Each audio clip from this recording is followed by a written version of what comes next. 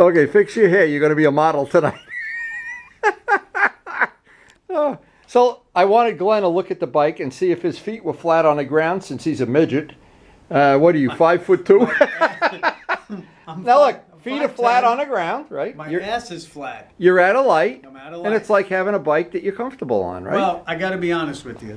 This is just like sitting in a nice easy chair. Yeah, it is. It's a lazy boy. It's a lazy Yamaha. I'm a lazy boy. This is no, the reason I said is, you know who's Chris is always up on tippy toes with the R6. No. People, Vlad, when Vlad sits on this bike, I'm going to get a cash offer. It's he's going to pay me in zlotys or whatever the hell he sells. I don't know. This is. But no, this is super duper comfortable. It's as comfortable now as the green bike, and that's an inch. An inch makes the whole difference. Feels great. It's amazing. Really feels great. So last night Glenn was here. That was pretty funny. These paid endorsements, I have to pay him with zlotys, so he says nice things about the bike. But actually, one of the things I wanted to see was if he was going to be comfortable getting his feet on the ground now that we have these lowering links that we're happy with them. And there's a very, very funny story about how the night played out last night. So yesterday during the day we had a really, really special ride. The weather was just perfect, and summer is coming. The trees are in bloom. The ducks are quacking. Everything was great. Glenn was coming over for a visit, so Karen decided to make him some homemade pizza. And while he was here, Glenn said, and being a nice guy that he is, he said he was going to hook up Karen's antique phone, which would require just plugging a wire into the phone and into the wall. Well, that didn't really work out exactly as easily as we thought. The box was corroded, the wires were broken.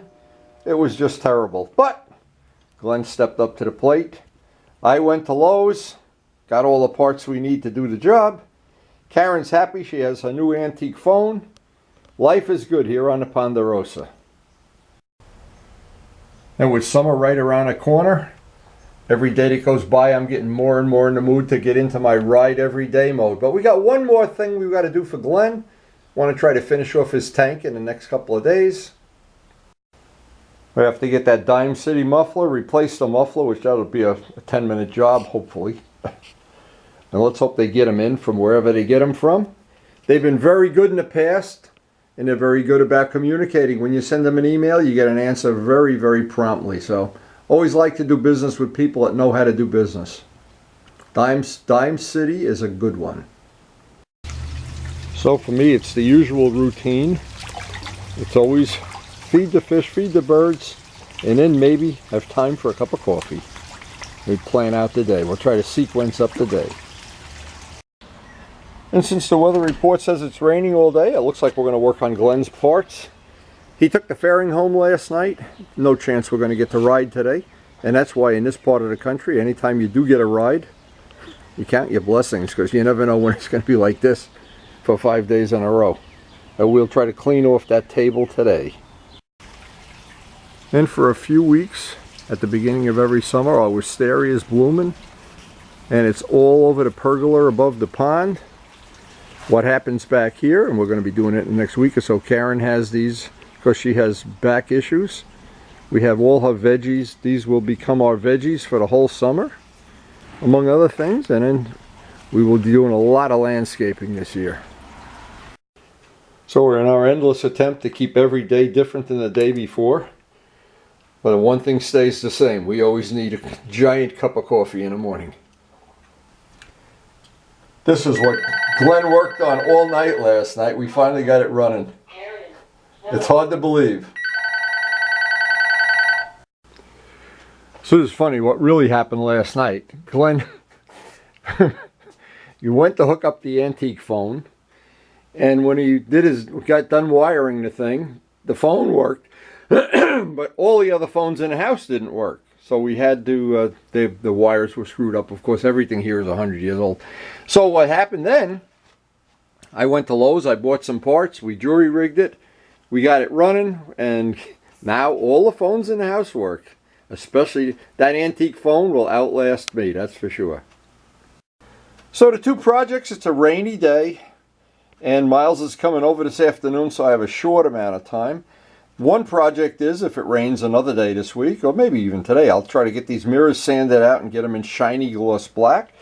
And the body work on Glenn's tank, well, there's still quite a bit of body work, but I'm going to get it started today.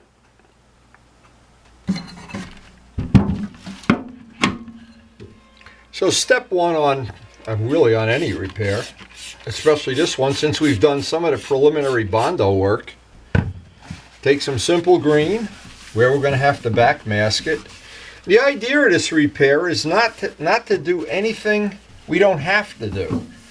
Now, Glenn decided last night when he was here, and we went over this, he took the fairing and I explained to him, yeah, we could sand it all down and they could put 5 more coats of clear on it and you'll add 20, 30 hours to the project, and I don't think he really wanted to do that. So to make this that it's acceptable without being in some way a compromise. Now, this we still need, believe it or not, still needs a little bit of work. But I think the first thing I have to do, and every one of these repairs is unique. There's from the one I did on Dale's RZ to many from Mark Morgan where we had to make replacement parts from scratch. And Glenn is was a master years ago of fixing his Ducati and doing body work. But this one anyway, we're going to try to make this a little bit nicer. But the first thing is I want to mask off whatever shape I think I have to make this work. And that, of course, is always in the eye of the beholder. Now, I tried several different ways that I thought were going to work to, well, we want to cover this area. The whole objective of doing this, we had to fix a leak, which we hope we fixed. And we wanted to get rid of Glenn's name off of this so he could either sell a bike or not have his name or change his name. He's in witness protection anyway. So I've got to do a lot of sanding over the decal. I've got to get this clean, but the first thing is to mask off. And I don't want to make it into a white motorcycle and make big flames going back there. This, I think, is the minimum amount that I'd be able to do to keep this legitimate and keep it looking, well, we got that curve and this curve, something like that anyway. So the next step is going to be to back mask the part that we're not going to use. And I'm trying to be methodical about this. Get rid of, get some prep wool on this, clean it up, because I'm sure Glenn has buffed this and waxed it. Now, the advantage of doing it this way, all of this clear doesn't have to be rebuffed. He already buffed this out and sanded it. So when this dries a couple of days, all he'll have to do is back mask it and run a buffing wheel over this a little bit, and you'll basically be done in a very short time. So I think this is going to be the best solution for this problem.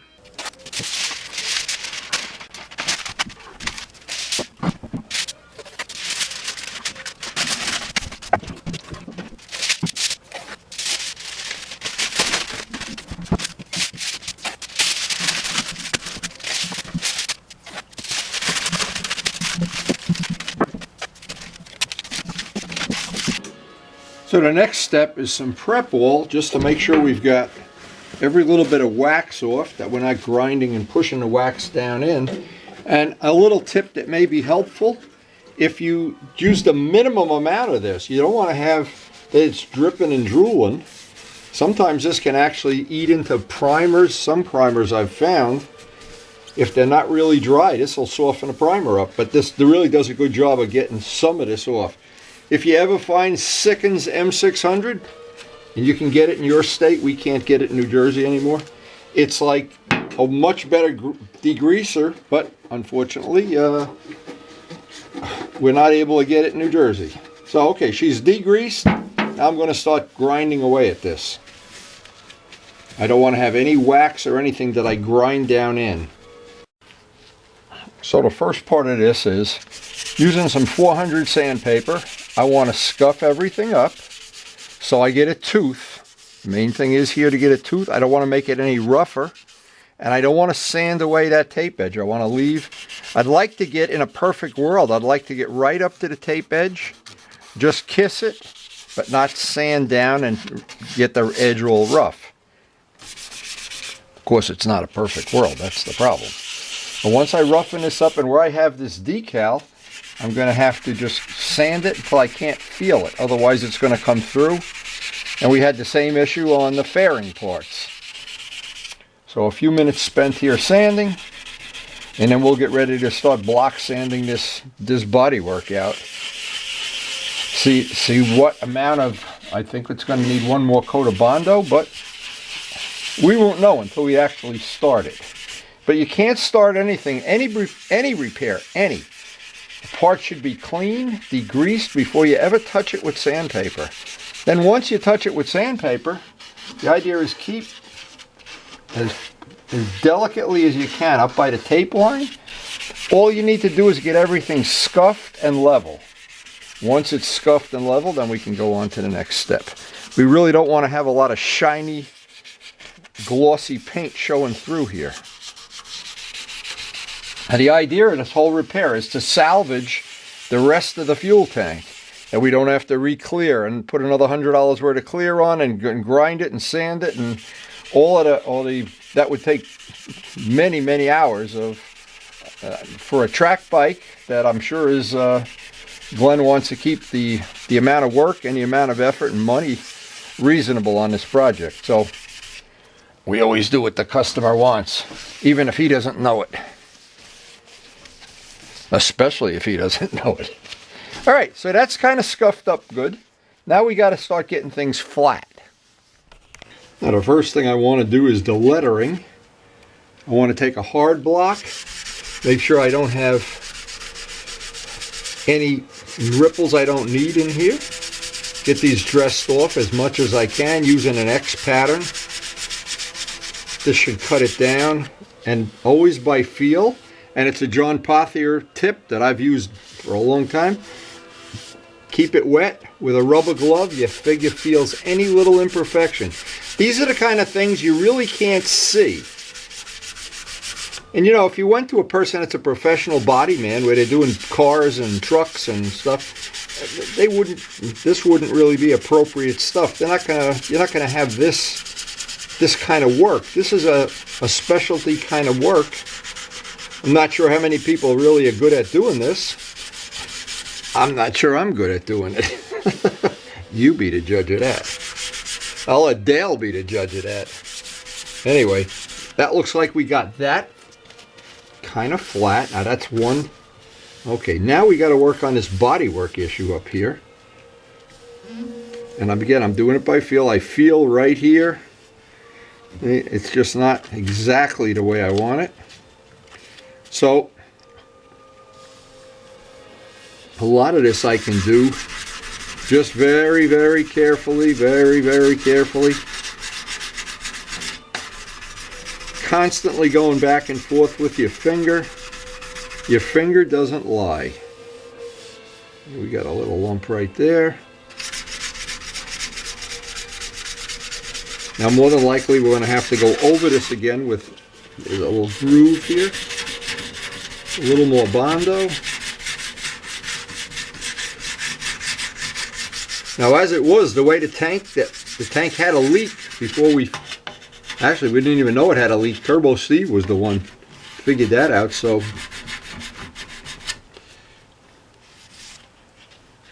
what you need is old timers like Turbo Steve to find these little problems. Anyway, we did find it, and let's hope it's resolved. Want to get that groove as nice as possible. And I don't know if we're going to need another layer of Bondo on this until I see it. And I don't need to see it. Actually, if you shut the lights off in the shop right now, it wouldn't matter. I've got to be able to feel it. The feel is always, it's right here is a rough spot. Of course, you're looking at something that it can be an optical illusion, and you think it's flat, but it's not. But your fingers don't lie. It's a lot. Ask any magician. Very easy to trick the human eye. Very difficult to trick the fingers. That is a fact.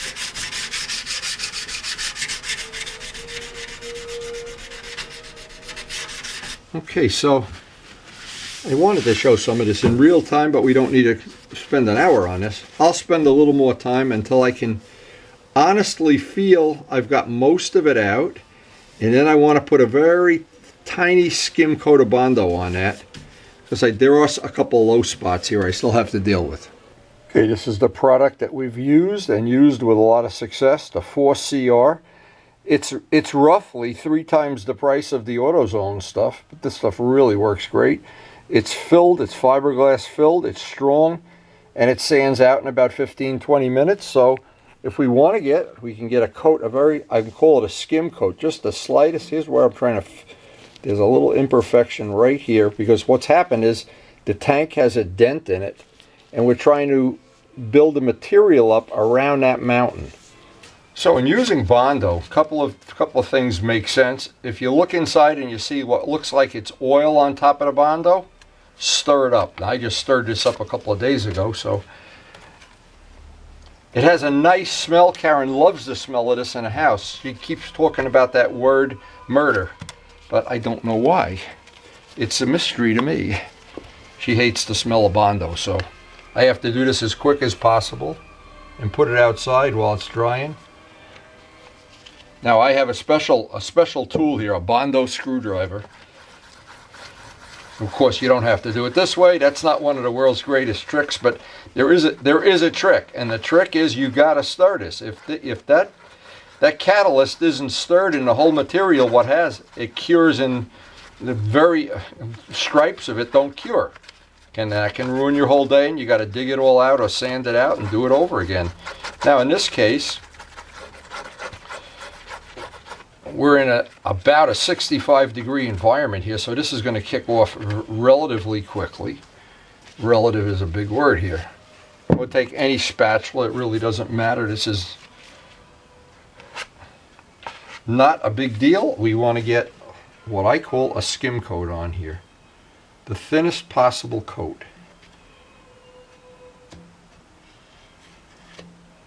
Now, the Bondo is just like spackle is. If you've ever spackled your house, you know you can sit and trowel it for 10 hours and you still have to sand it. So it's always good, get it as close as you can and then just leave it alone. Now that should do it. Should is a big word. There are a lot of big words in the world. Should is one of them. Now I always find this to be another good little trick. Get rid of that off the trowel. I like to show this in real time anyway. Have something the equivalent of a business card and do the final scraping. It tends to just save you a little bit of work. Since this is going to have to dry, we will put it aside to dry outside to avoid that possibility that if there's no second half of this video, that Karen just took the gun out of the drawer and that was the end of my video. Alright, that's going to have to dry, and we'll come back with the sanding block and work on that.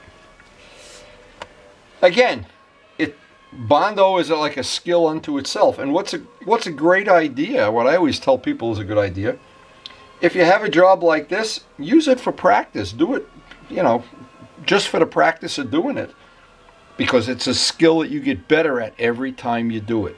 Without exception, you always get better.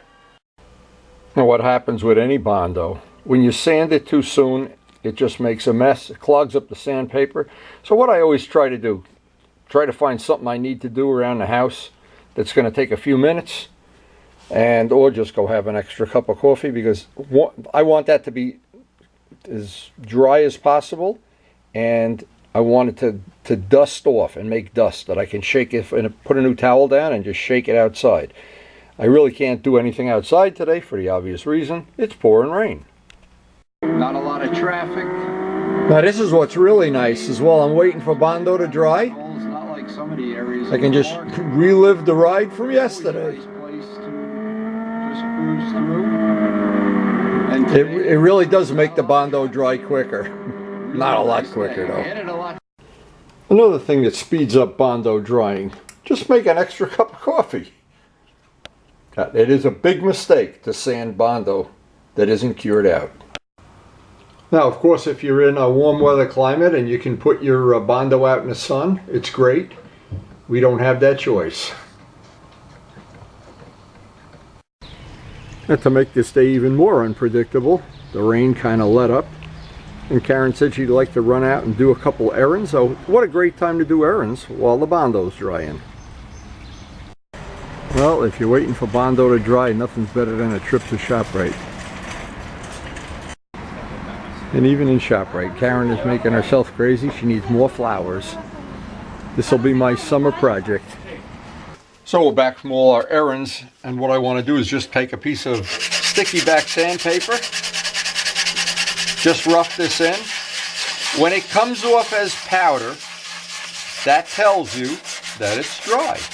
When it comes off as chewing gum, it's not dry. And I'm going to block sand this in. This will take a few minutes. I don't need to spend a whole hour on video here, but shaping it. That looks like it's going to be just a little bit nicer than if we skip this step. But again, what's going to happen here? The mountaintops come popping through, as we know. That's what always happens. That's why you use a sanding block. You want to pick up the mountaintops. And then at the very end, I'll sand it without a block just to get a nice smooth surface on everything. And we'll be ready. But that's a really big tip. It's a good tip to let everything dry. Now, I know when you're in business and you're trying to make money, you try to minimize all these dry times. In my case, I have gotten the best luck when I let everything dry longer than what they say to let it dry. And what I'll do at the end of this sand out, I'll just take this outside and dump all the dust out.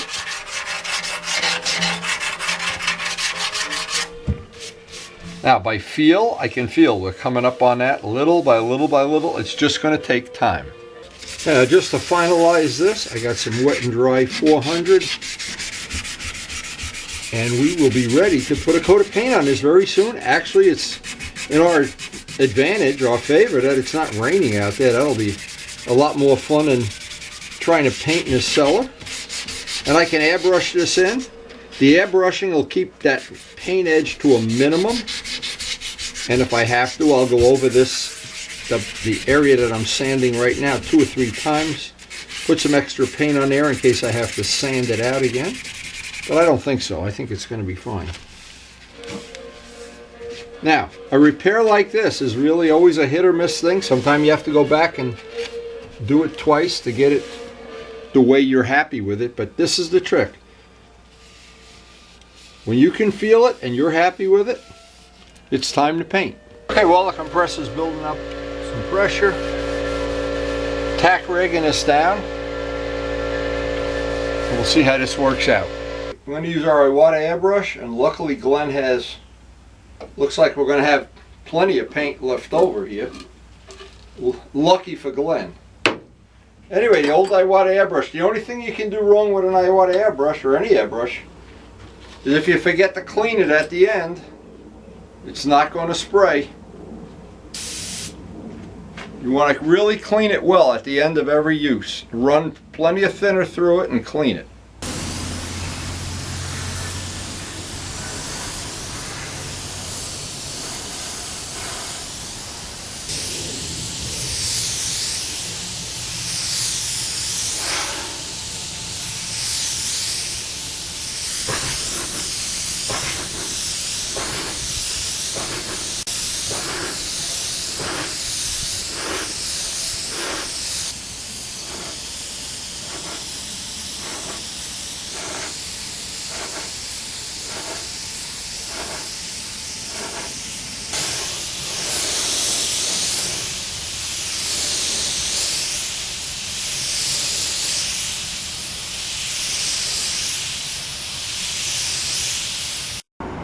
Okay, now the advantage of using an airbrush is we've got a very low amount of paint buildup, a very low amount of thinner penetrating into the bodywork and the Bondo and everything. You can see that worked out pretty decently anyway.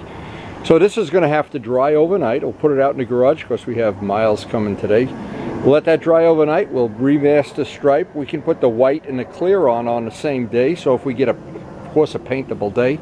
And what happened, the sun kind of peeked out here for a few minutes, but went right back. So this was a pretty productive day. Made use of a day that started out rainy. Who knows where it's going now. But anyway, I think it's important, and one of the important steps is right now, to let this dry overnight, which we're going to do. And then we can finish this in the next day or two, and Glenn can pick it up. That'll be nice for him. Be nice for us to have that, what we look forward to every summer at the beginning of summer, unless somebody has an emergency repair, is to get that project table minimized. Now I got mirrors out there to do. I've got a couple other little projects to do, nothing big, nothing installing a muffler on the FZR. I've got some maintenance and tires to change, but we're coming up, it couldn't have been better. We're in exactly the time of the year when I like to have all my bikes ready to go, get the pitching rotation ready, get them all Bengate up and ready for some action. And the only reason we do this, the only reason to go through this, is so when the summer comes we can ride the hell out of these bikes and ride them every day, and that's the only reason for doing this. We don't go to bike shows, we don't, it's all about the rides. Anyway, oh, and I hope you enjoyed some of the rides too. Anyway, hope you enjoyed the video, and of course, thanks for watching.